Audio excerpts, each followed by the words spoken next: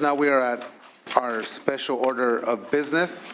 This is sb649, Senator Wesso, who has waived presentation on this item.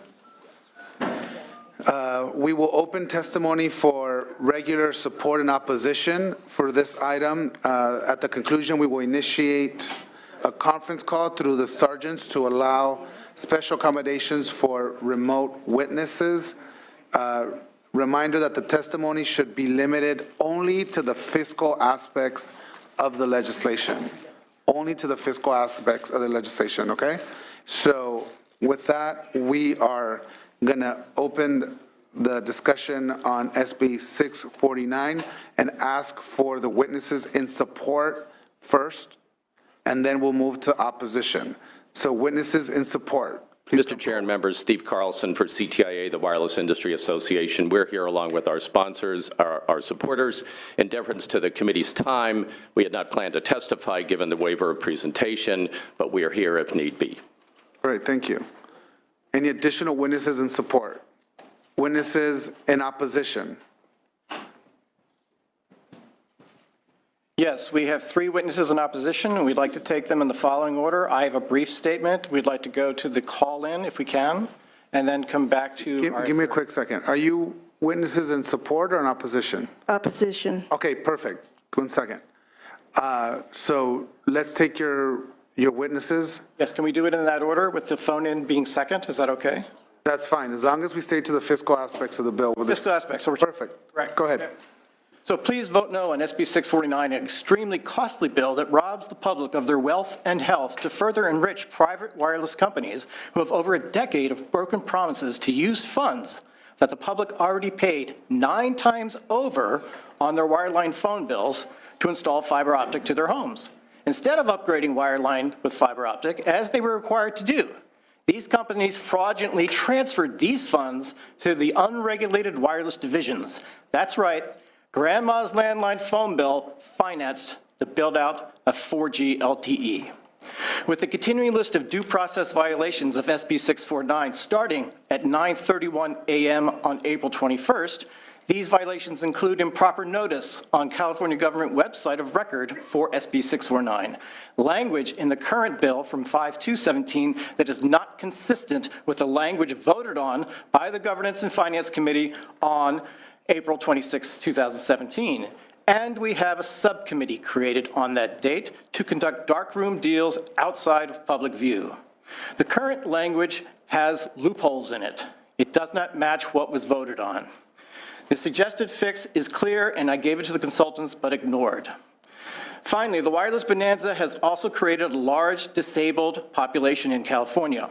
Radio frequency microwave radiation currently disables 1.2 million Californians, and that will grow exponentially with the passage of SB 649, resulting in many tens of millions in state disability benefits and increased medical and other state health insurance costs. We have signed on over 175 people online in a conference call right now that would love to participate and answer the following question. Are you electromagnetically sensitive, and have you been harmed physically and financially by radio frequency microwave radiation from wireless facilities? The resounding answer would be yes. SB 649 states, quote, a small cell shall be permitted if it satisfies the compliance with the Federal Americans with Disabilities Act, end quote. Quite simply, cell phone towers 10 to 20 feet from second-story bedroom windows violates the ADA. Our next speaker, a disabled electromagnetic sensitive person, will give her personal testimony. Thank you. My name is Nina Beatty. Thank you for this disabled accommodation so I can speak. I'm disabled by electromagnetic sensitivities to cell towers, cell phones, Wi-Fi, and smart meters. EMS is recognized by the U.S. Access Board and is a protected disabled characteristic.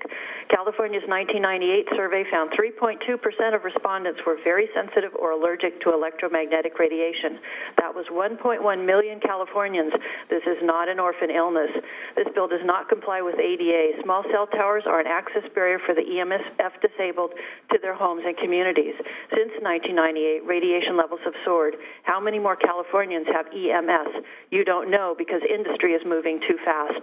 My symptoms include heart arrhythmias, severe sleep disruption, migraines, nausea, and loud ringing in my ears. U.S. and international experts warn about the public health cost. Other countries are taking protective steps. This bill mandates more public exposure, liability for the state. Halt this bill so you can examine these issues. They say this bill costs California nothing. That's false. My costs include at least $500,000 in lost income, which costs the state in tax revenue. If 10,000 Californians are EMF disabled with $50,000 per year lost income, that's $500 million of economic impact, including taxes. Local economic losses to stores, restaurants, coffee shops, businesses from the $4 coffee and $25 meal once a month and $40 concert tickets 3 times a year I don't buy is $568 per year. 100,000 people like me means $56 million less for local economies. I've lost access to most of these places, too, due to their wireless. I've also lost access to ambulance services and the hospital. Cell towers nearby will likely kill me, and there are other unfunded costs to this bill. Halt this bill or delay it until the next session and examine these issues. Thank you. May I put documents electronically into the record? Thank you.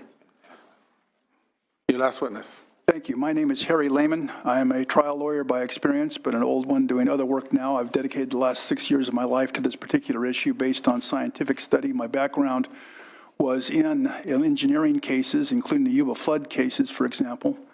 I would speak as to those as an example where fiscal catastrophe resulted from litigation that should have been avoided, because I know the inside of that one, because I was one of the plaintiff's lawyers, and I will tell you that the eventual $423 million settlement that took 12 years that should have never been wasted, it could have been settled, in my view, having been one of the plaintiff's lawyers, for probably $90 million, except for this unfortunate decision to fight. The relevance of that here, too, fiscally, now, is that there has been notice violation here in multiple ways. There were simultaneous issuances of contradictory positions from 2 separate state websites as to whether or not the bill was in fact going to be on. And as a result, we had nearly the attendance and the quality of testimony we would have otherwise had. In addition to that, it is my understanding that with regard to the profuse amendments involved, that there's a Senate rule requiring that the amendments be supplied in writing to the other committee members 2 days before the hearing upon which those amendments are approved. That was not complied with. So rather than this just being a toss-up or a close call for a sitting judge, I think it's actually, unfortunately, a strong case in terms of lack of notice. And I would like to give up that sword. I would like to say to you, take it. And the way to take it is to do this correctly with correct notice, so I don't have that tool. I'd like to give it up. But speaking of swords and fiscal consequences, this is what I said in my letter a couple of days ago that you have. This is really a wonderful moment for the fiscal health of California to pull the sword of courage out of the stone of apathy here, because, well, one of the points I wanted to make, on the way up here, I stopped at this gas station. Ask you to wrap up, please. Say again? Ask you to wrap up. Yeah. Time's up. Point is that the damage being done to people here is being done acoustically. That is to say, in physics, acoustic means that there's a transmission mechanically through a medium having an effect. It's not ionic. And this is well established through the work of, at the University of Maryland in 1983 of Swycord and Francis, showing that when they put a 7.43 concentration of DNA salts into water, the resulting fluid had a 24-fold increase in specific absorption rate. That in turn was non-ionic. And that's what's happening to people here as a result of these machines. The consequence of this physically is going to be a disaster for California, and people are going to die and be very sick if this is allowed to go forward in its current form. So I plead for further study. Thank you. Thank you so much. Additional witnesses in opposition. May we go to the table, stakeholders, and have a completely different perspective for our opposition? Go ahead. Sit down. Sure. Yep. Thank you, Chair.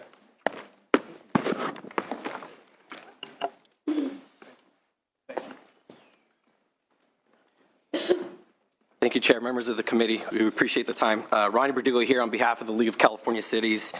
and also here on behalf of our coalition of local government stakeholders, including CSAC, the rural and urban counties. Unfortunately, our coalition remains strongly opposed to SB 649 as amended.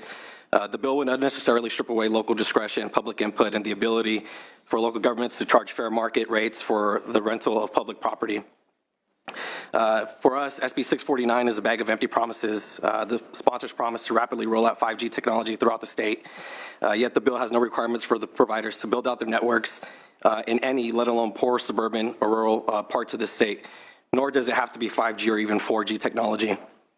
The industry promises local discretion, but yet limits complete discretion to just the nicer parts of California, such as in coastal zones and in historic districts.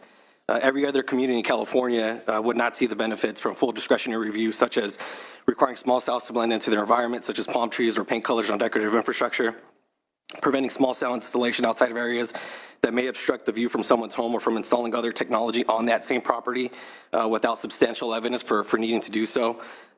It would prevent us from negotiating any public benefit, such as access for police, fire, and library services. And it would prevent us from requiring regular maintenance during certain hours of the day, or repair or replacement of broken or dilapidated small cells. Given that this is the Fiscal Committee, it's important to note that these concerns, as they can have damaging effects on the characters of our communities. Not being able to control what these devices look like and can make a decision tougher for businesses to want to locate in certain neighborhoods, especially if those neighborhoods have historically been marginalized. While our concerns on these components remain strong, SB 649's most damage would be setting a dangerous precedent of limiting local government's ability to generate flexible dollars. This legislation should know better than any in this country that in an era of Prop 13 and Prop 26, local governments don't have much else to leverage to better their communities. Revenues from leases and rents, including small cells, have grown significantly over the last 2 decades, from $200 million in 2000 to about $840 million in 2015. These are general fund dollars that can be used to pay for public services such as police, fire, pensions, and libraries. Taking this tool away will only further hamstring the ability for local governments to pay for these essential services and force us to look at increasing taxes or taking on more debt, and for what in exchange? What will the legislature get in exchange for streamlining and capping the rental market for small cells? Not a requirement for 5G or build out or discretion or any negotiated public benefit or the prettiest equipment or local revenues. What we get is our ability to leverage public property for public benefit, taken away at the expense of local dollars, public input, and the character of our communities. Let's not forget, for cities, we welcome new technology, but we also encourage collaboration. SB 649 removes that incentive for collaboration, and for those reasons, we remain strongly opposed. Thank you. Thank you. That is the city's position, so I want to make sure that if League of California Cities. the league's position, so if we can make the rest of the opposition move quickly, we would appreciate that. Thank you for your time. Chris Lee on behalf of the California State Association of Counties. Strictly speaking to the fiscal impacts of the bill, I think there's 3 areas where there could potentially be cost to local jurisdictions based on this legislation. First is related to the permitting fees, where SB 649 does allow fair, reasonable, and non-discriminatory fees to offset those costs. The second would be our ability to lease and license our property, and as the League of Cities mentioned, SB 649 would limit that to what we think is a below market rate for the installation of those facilities. And the third and final area of cost where we think there is potentially a reimbursable state mandate would be the administrative costs borne by a city or county in having to create a program to license and lease their property for the use of small cells. So this is something that state law currently does not require.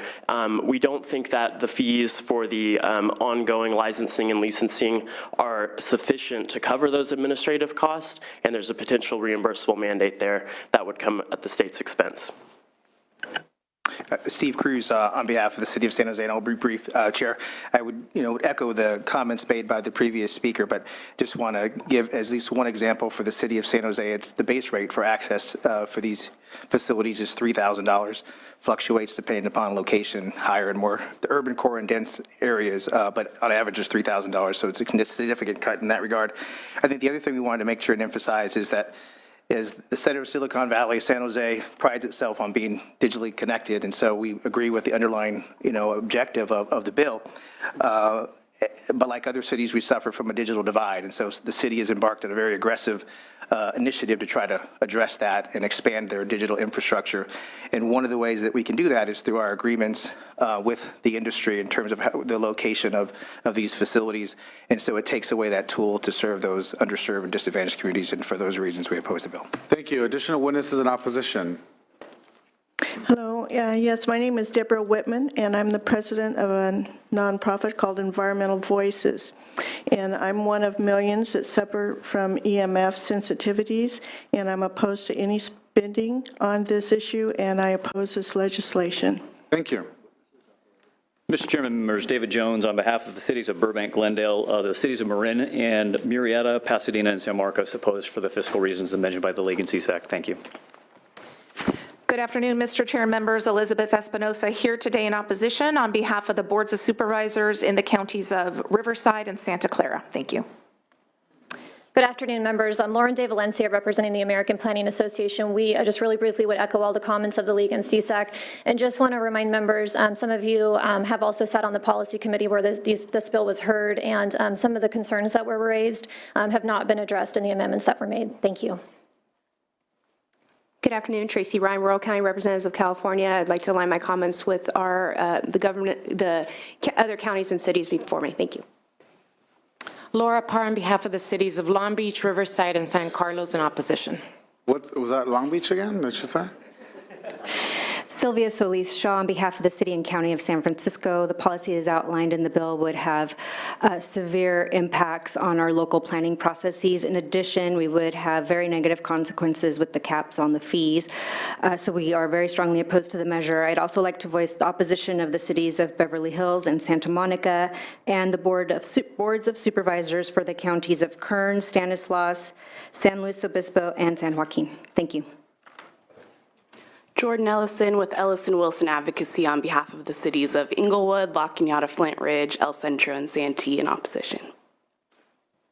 Audrey Durfer on behalf of the County of San Mateo and the County of Sacramento in opposition. Jonathan Clay on behalf of the County of San Diego and the City of Encinitas in opposition. Steve Wallach on behalf of the Orange County Board of Supervisors and the County of Ventura in opposition. John Moffitt on behalf of Marin County and the City of Visalia in opposition. Good afternoon, Mr. Chair and members. Actually, California State Sheriff's Association here in support of the bill. Just letting you know, thank you. Thank you. The sheriff's in support. Duly noted. Finance has no file. Comments or questions from committee?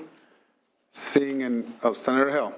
Thank you, Mr. Chair. And I remember when this bill came before the policy committee, there was considerable conversation and discussion about it and some of the issues that were raised, and then it went to governance and finance, and I know some amendments have been taken. So I just, when it is considered in this committee, I hope we can look at some of the issues that have been raised and work closely with all sides in that to come to. We will certainly. I know you will. Track of all the amendments that were proposed, and we'll follow up with further deliberation. Appreciate that. Thank you.